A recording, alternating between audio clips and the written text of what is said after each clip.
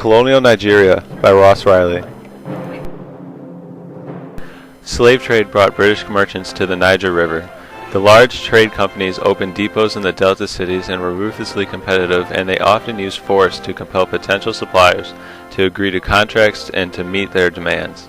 The most important of the trading companies, the United Africa Company, founded by George Goldie in 1879, had far-reaching consequences for Nigeria. The Royal Niger Company, headed by Goldie, had powers in all the territory of the basin of the Niger. A charter had been established between Britain and Nigeria. Within the charter, it stated that the Royal Niger Company was expected to respect all local customs. Now that a charter had been established, the Royal Niger Company established its headquarters far inland at Lokoja. The company often interfered in the territory along the Niger and the Benue rivers, where they often got involved in serious conflicts when its British-led native police intercepted slave raids or attempted to protect trade routes. European influence fueled the colonization of Nigeria. British interests dictated occasional armed intervention by the Royal Navy and by the Royal Niger Company Constabulary to slow down the flow of slaves to the coast to maintain the peace.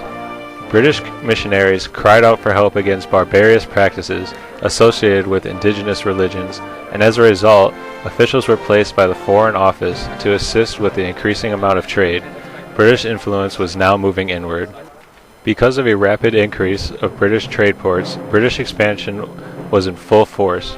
Britain announced formation of the Oil Rivers Protectorate, which included the Niger Delta and extended eastward to Calabar. The purpose of the protectorate was to control trade coming down the Niger River.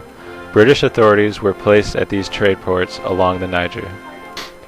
In 1894, the territory was renamed the Niger Coast Protectorate and was expanded to include the region from Calabar to the Lagos Colony.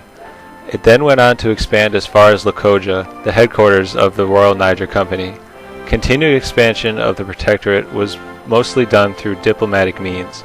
The conquest of Benin in 1897 completed the British occupation of southwestern Nigeria. The conquest of Benin was because of the massacre of a British consul and his party.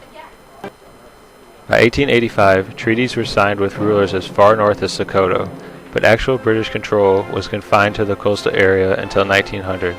The Royal Niger Company had access to the territory from Lokoja extending along the Niger and Benue rivers, but there was no effective control over these areas. Soon, the Royal Niger Company was not deemed to be a sufficient instrument of imperialism, and because of this, on December 31st, 1899, Britain terminated the charter of the company, providing compensation and retention of valuable mineral rights. Frederick Lugard assumed the position of High Commissioner of the Protectorate of Northern Nigeria in 1900. Lugard's success in northern Nigeria has been attributed to his policy of indirect rule. Frederick's indirect rule called for governing the protectorate through the rulers who had been defeated. Under indirect rule, Nigerian officials were turned into paid district leaders, in other words, agents of the British authorities who were responsible for peacekeeping and tax collection.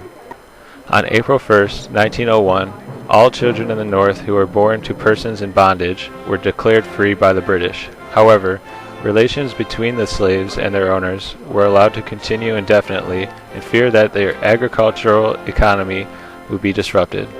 As a result of this, several 100,000 slaves deserted their masters during the early years of colonial rule, but in the South, slaves legally could be forced to return to their owners until 1914.